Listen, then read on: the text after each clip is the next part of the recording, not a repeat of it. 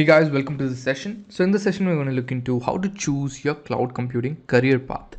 So we'll be looking into various aspects. That is, let's look into the agenda. So first we'll learn why cloud computing. That is, there are so many other technologies which you can take up, but why cloud computing? Then the skills you need, the career paths which are available, and also the certifications. Because once you choose the career path, having a certification in the relevant field will obviously help you land a job, as well as how to get started after that. So most of you would have not basically started learning cloud, maybe AWS or Azure, but you have an idea of what it is, but you want to start. So that's what I'll be helping you out in the last part of this particular session. So let's start off with the first one, that is why consider cloud computing.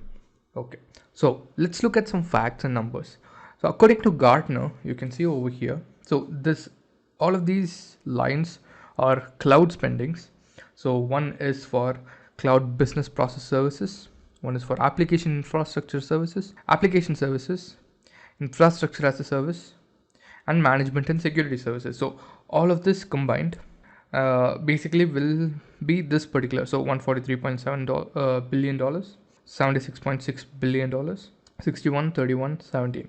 So all of this put together would be the total value of the entire cloud industry in the year 2022. So you can see this constant increase, and that is for software as a service. So let's say there is Google Drive, there is Gmail, so OneDrive. So all of these are basically software as a service. They're giving you the software which you can directly use for let's say storing and sending mail. So all of that is happening, but you do not know where the code or you do not know where the data is stored. You only get the application. And also there is infrastructure as a service, in which you'll get your server, you'll get your databases, so you'll get the whole access, but it is managed by the cloud provider, but you get all the access to it. And then there is also platform as a service, in which you upload your code, choose the runtime, and basically it's a platform in which you can use the existing features to host your application there without any other problem. So all of this put together obviously forms the cloud industry, and it is always increasing. It's not slowing down, it's increasing every single day. And you can see the steep increase of infrastructure as a service as well, because companies are moving from on-premise setup to infrastructure that is cloud-based setup. In that case, it's going to double more. It's going to more than double within just 2 years. So right now we are in 2020, so you can see that's 49, so it's going to become $76.6 billion. So this is an estimated number, so it'll obviously go higher than this. Okay, so one more thing, so this is also the exact same thing like this, but it shows a better comparison. So in 2019 versus 2020, so in 2019 it was 37%, that is on-premise, and 10% of them went back from on-premise to public cloud. And you can see there is a 10% decrease in on-premise in a year, and there is a 10% increase in on-premise over here. So this is private cloud and hybrid cloud. So cloud is seeing an increase in the percentage of usage in every single department. And then according to Canalys as well, so this is a comparison of 1 year, so the growth within 1 year for cloud services. So over here, this is the Q3 of 2018.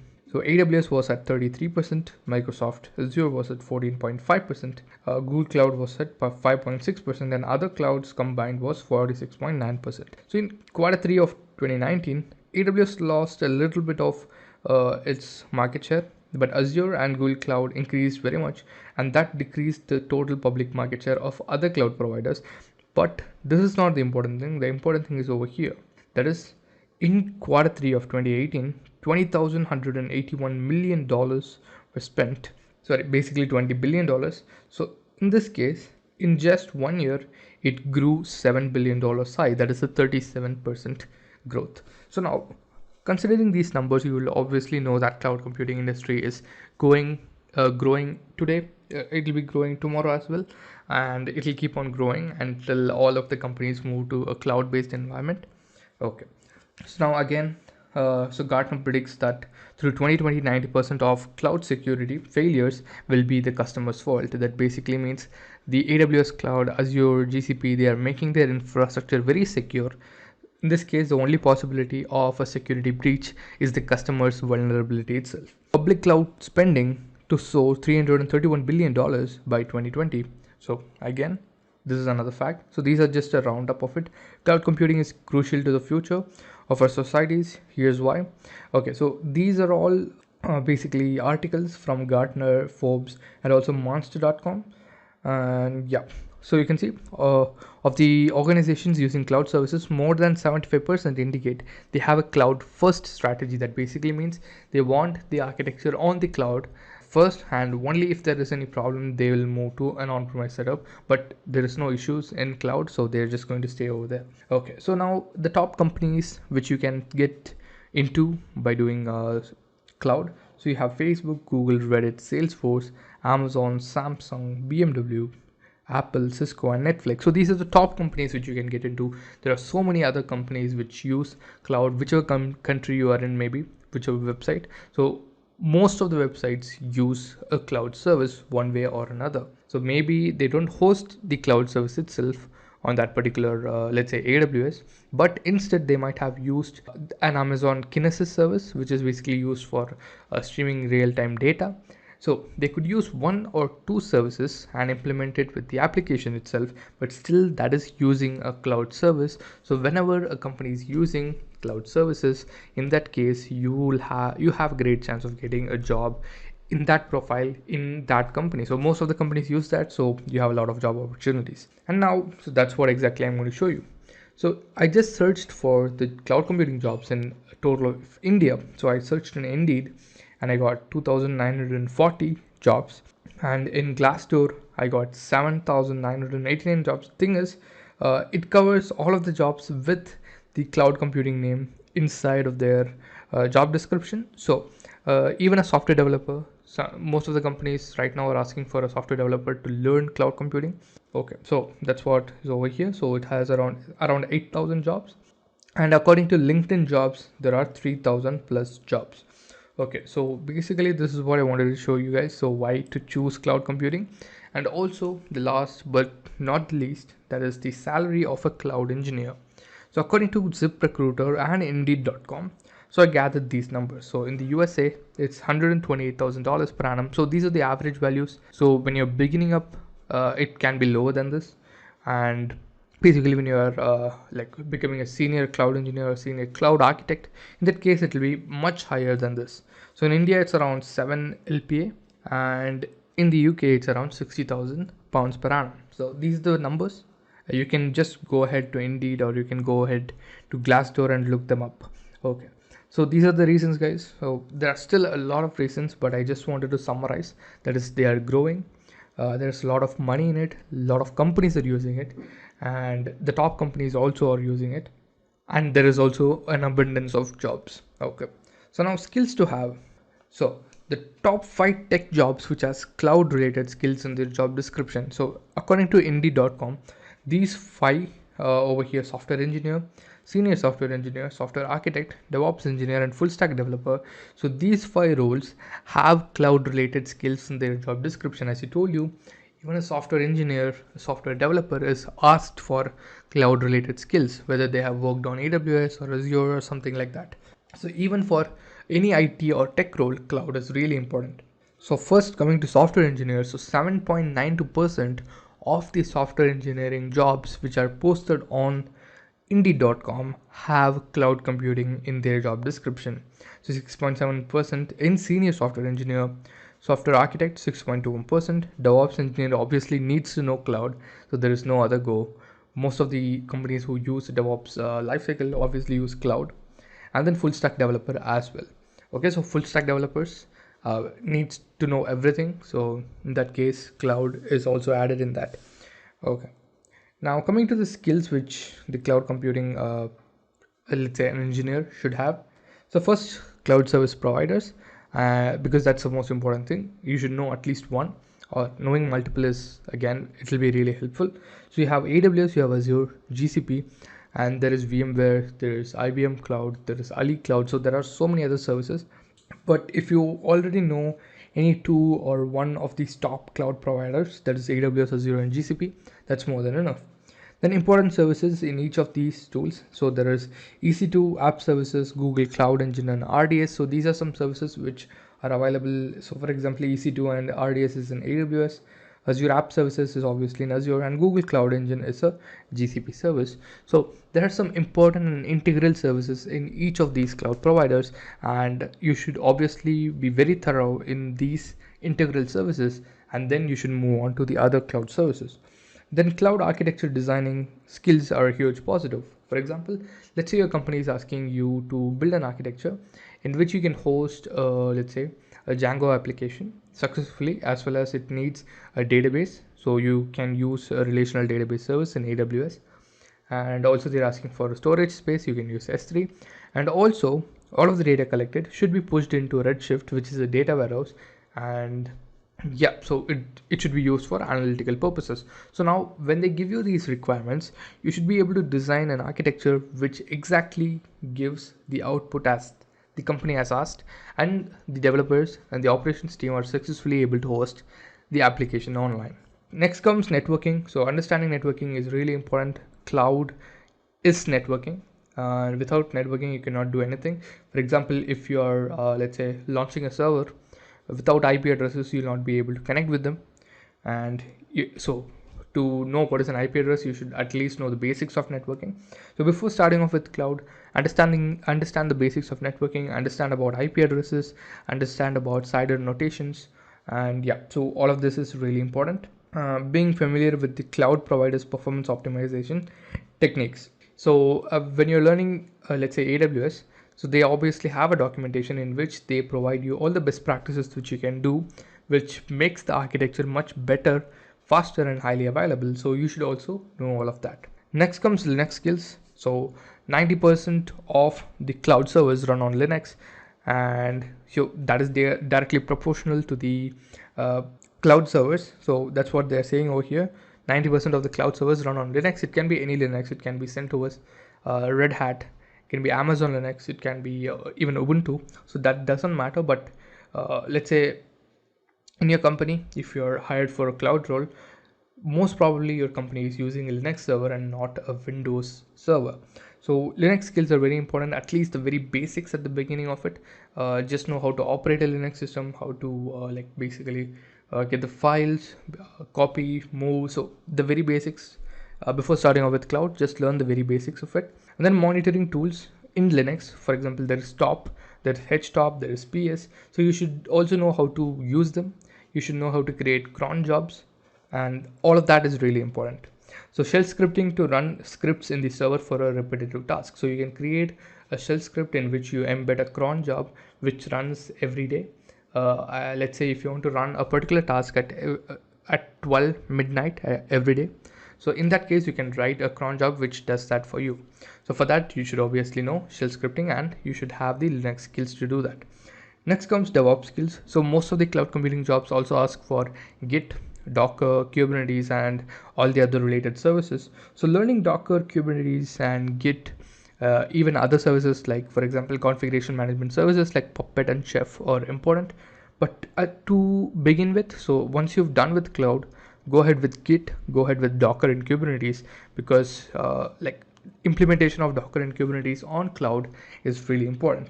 And then knowledge of version control tools, that's what is Git. You can have Bitbucket, GitHub, Mercurial. So all of these tools, you can know multiple, or you can just know one popular one like GitHub. And then good understanding of CI/CD pipelines. So there's a tool called Jenkins. You can learn that once you've completed cloud. And also there are tools like Azure DevOps, which basically is provided by Azure. It's a group of services which you can use to create a complete CI/CD pipeline.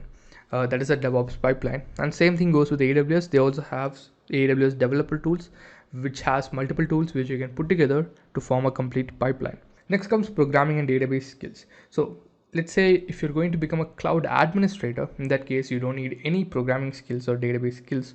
But if you're going to become a solutions architect, knowing at least one high-level language and some SQL is really important. And if you're going to become a cloud developer, in that case, you should have both of these. So first, learn any one of the, let's say, one high-level programming language at the beginning, Python or Java, so C++. So whatever programming language you want to learn, you just go ahead with that. Next, being familiar with databases. Tools like RDS will help a lot, as every company needs a database. So most applications have a database. So maybe a calculator doesn't, but most of the applications do. So if your company is using a cloud-based database, and let's say they're using RDS, so to connect with them, at least you should know how to connect to a database. You should at least know the basics of retrieving information, like inputting or inserting information into the database. So the basics of database, that is basics of SQL, is really important. And you can see connecting servers and database using backend code. So let's say you are creating an RDS database and the developers are asking you for the endpoint and the port number, and you don't know what they are, then that would be a problem, because it's very simple. So when you create an RDS database, you get the endpoint, you get the port number, you get all the details regarding it, and you just have to give those details to the developers to connect with the database. You don't need to actually you don't need to give access to the AWS, like what is that, AWS console itself. Next comes security and disaster recovery, which is really important for any large application which might crash down someday. So when it crashes down, and if all the information is lost, then the company will have a lot of problems to get that data back. So you should have a proper disaster recovery system set up. That is, even if your application goes down for 1 hour, there should be another architecture which should be up and running, which never stops your application going down. So now, data encryption skills and key management is really important. Access management skills, where you can create users and give permissions. So basically, let's say you are a cloud architect or a cloud administrator in a huge company, and there are around 10 in your team who needs access to cloud, but few of them are developers, few of them are operations, and one of them is let's say an accountant who just needs billing information. So you should be able to create users for all of them, and also provide act permissions. So you'll have to provide apt permissions for each of them. For example, the accountant just needs permission to view their billing dashboard, so you give the accountant the permissions to only view the billing dashboard. You don't give permissions to anything else. So for developers, if they just have a list of tools which they need to use, so in that case, you only give permissions for those tools. That's it. So deep knowledge about disaster recovery techniques. So you should be implementing at least 1 or 2 of disaster recovery techniques on the architecture which is hosted on the cloud for your company's application. So these are the top skills to have as a cloud computing engineer. Now, so we've seen all that, but the actual part of this particular session is the career paths. Okay, so I'm just going to discuss the top 5 career paths in cloud computing. First one is cloud solutions architect, then cloud developer, then cloud sysops admin, then cloud DevOps engineer, and cloud support engineer. Okay, now let me start off with cloud solutions architect, because that's the most important and the most popular role across the world. So first of all, cloud solutions architect are the people who create these architectures in which you're going to host your application on the cloud. So a cloud solutions architect should be able to provide solutions to existing problems on the cloud architecture, as well as create a complete architecture. That is, providing solutions for both a new architecture and an existing architecture. So basically handling the entire cloud architecture. Next comes a cloud developer. So if you want to take up cloud solutions architect, learn at least one programming language, not at the beginning, you can learn later as well, but to understand how it works, understanding how one programming language works and how development works is really important. And also, you just need designing and architecturing skills. You actually don't need very good coding or programming skills. You just need to know how AWS or Azure works and how you can use them to create architectures. Next comes the cloud developer. So cloud developer obviously needs programming languages. So the cloud developer should know software development as well as cloud. So in this case, the cloud developer should be able to provide solutions for an existing or a newly created architecture, and also how to host their web applications or their mobile applications which they create on the cloud itself. So this, if you are a software developer already, or if you're going to become a software developer, then get some experience in that field, and then you can take up the cloud developer job role. Next comes cloud sysops admin. So this particular role doesn't need any programming knowledge, but a little bit of database and SQL knowledge is important, but there is no need for programming knowledge at all, because you're going to manage a cloud. So if you're an administrator, an IT administrator in your company, obviously you're not going to do any coding. You're not going to do any, let's say, database work. You're just going to manage the IT infrastructure of your company. So the same thing, but you're going to do it on the cloud. So there may be 100 servers which are running for your company. There can be like 20 different database engines, multiple storage buckets. So you should be the person who is managing all of that, and also all the users who are using your company's AWS accounts. Next comes the cloud DevOps engineer. So this is not a beginner level role. So all of these roles, also the first three, even these need at least few years of experience. I'm not going to say that you don't need experience, you can directly go join them. At least few years of experience with projects. So for projects, I'll talk about that later. So we'll help you with projects. So now coming to this role, cloud DevOps engineer. So it needs a lot of experience. So if you're already in the cloud domain or a software development domain in which you use DevOps services, DevOps tools for in your company, in that case you can move ahead to a cloud DevOps engineer, where you also know AWS or Azure or GCP, also you know DevOps tools, also you know software development, and this is a very demanding role. So sometimes some of the roles does not require software development. You are just an DevOps architect, cloud and DevOps architect, in which you create a complete DevOps lifecycle, in which you're going to basically let's say first phase you need GitHub, and then you need Jenkins to integrate all of them together. You're using Kubernetes, Docker and all that. So basically you should be able to create an lifecycle and architecture which will be helpful for your company's software development processes. But for this you should at least have, I think, 3 to 5 years of experience, because only then you can become a cloud and DevOps engineer. And finally, cloud support engineer. So cloud support engineer, basically I would say, does not need any experience. It's a job which is a beginner level job. Let's say you're completing a cloud certification, you can directly go for cloud support engineer. So basically in your company, or let's say you're joining as a cloud support engineer at Amazon. Amazon obviously has customers, they have clients. So when a client company is, let's say they have an issue in their architecture, or they have an issue in their, what is that? Yeah, so if let's say a single customer who is a developer who has bought premium support and is trying to create some architectures and is having a problem, so you should be able to provide solutions or resolve those issues on your clients' cloud architectures which are being hosted on that. So this is a beginner level job. You can basically take the cloud support engineer job and later move on to a cloud sysops admin, because it's a really good jump. Okay, so these are some of the most popular roles. So I've explained all about that. So you can choose whichever role you want to. So for cloud solutions architect, you don't need multiple programming languages. One programming language is more than enough. Cloud developer, you need to know software development. Cloud sysops admin, you don't need to do anything, any programming languages. I mean, a cloud DevOps engineer, you basically don't need to know any programming languages, but you should understand how a software development lifecycle works, because in DevOps is obviously combining development and operations. Even if you are a little weak in the coding part, in this case, the tools which you use to create an architecture will help you grow your career. And then comes cloud support engineer. So as a cloud support engineer, you are helping other companies to provide solutions. So no issues. Next comes the certification paths. Let's just look at the top paying cloud certifications. And over here you can see this is according to Gartner and Forbes. So the top salaries with respect to cloud certifications. So as a Google Cloud certified professional cloud architect, you can earn up to this is an average number, so you can earn around $140,000 per annum. And next comes certified solutions architect. So this is the AWS, so you can earn around 132,000. As a certified developer, you can earn around 130,000.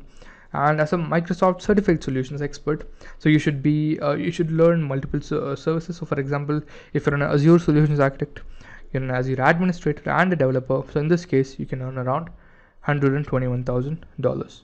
Okay, so these are the possible AWS certifications which you can take up. So according to the job roles which I provided over here, let's compare this. So if you are going for solutions architect role, so you can take up this. So I'm just going to discuss AWS over here because it's similar with other cloud services and other certifications. So you can basically go check out Azure's certifications and figure out which is for which. Okay, so this is for solutions architect, this for sysops admin, cloud developer, this for cloud and DevOps engineer. And these are some specialty certifications. For example, if you want to just go into one particular category, if you want to become a security specialist or a big data specialist, let's say you're already a big data engineer and also you want to become a cloud big data engineer, in that case you can just take up this particular certification. You have machine learning, Alexa skill builder, and advanced networking. So these are the top available AWS certifications which you can take up. Okay, so now we've seen the job roles, we've seen all the certifications which you can take up.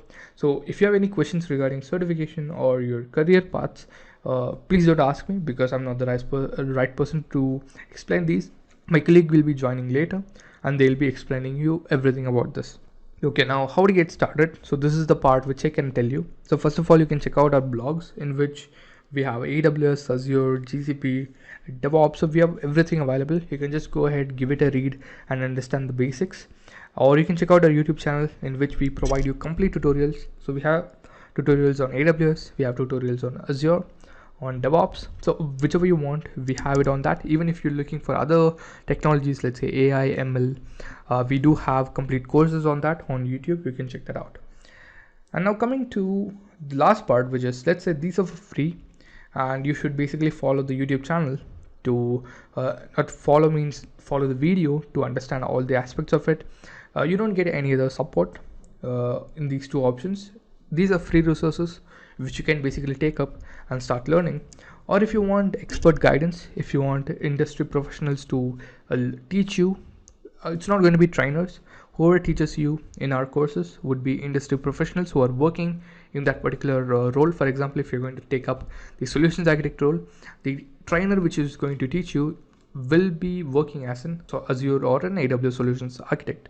So now I want to discuss about this cloud and DevOps architect master's course because it covers all the courses which we have on cloud and DevOps in one single place. So let me open. Yeah, so this is the web page in which all the courses are provided. So if you take up this course, you'll first learn AWS, then learn Azure, then learn DevOps, then learn Python, and also Google Cloud. As I told you, you should at least know one major programming language. So even if you don't know a programming language, we have included it so that you can learn, you can basically learn it. And once you get out of this course, you will be a complete trained professional. And also we have included Java because Java and Python are currently the biggest programming languages commonly used. And we have included Linux, Splunk Developer and Admin, Microsoft Azure 300, Hadoop Administration and Agile courses. So these are the 11 courses you get. And once you complete this, you will get the master certificate. And this master certificate is in collaboration with IBM and Microsoft. So you'll get a certification. So these are the certifications which you can take up and like you can give once this particular course is done, and you can basically solve and finish those examinations. But once you complete this particular course, you'll get these two certifications. One is from IBM and one is from Microsoft. So we have partner networks in both of these companies, and that's how you can get the certifications. And obviously a certificate from Microsoft and IBM is going to be really helpful. But the main thing I wanted to talk about is the projects. Yeah, so you can see it over here. There are 26 plus projects. So you can add the projects to your resume once you complete this course. And you can see you will get 147 hours of instructor-led, that is live training, 208 hours of self-paced videos, that is already recorded videos, and also 250 hours of project work and exercises. We have projects, assignments and quizzes which you can take up. And once you complete the course, we will help you to build your resume according to the job role which you want to take up, and also provide you assistance in basically landing a job, and we'll make you sit in some interviews. Okay, now coming down.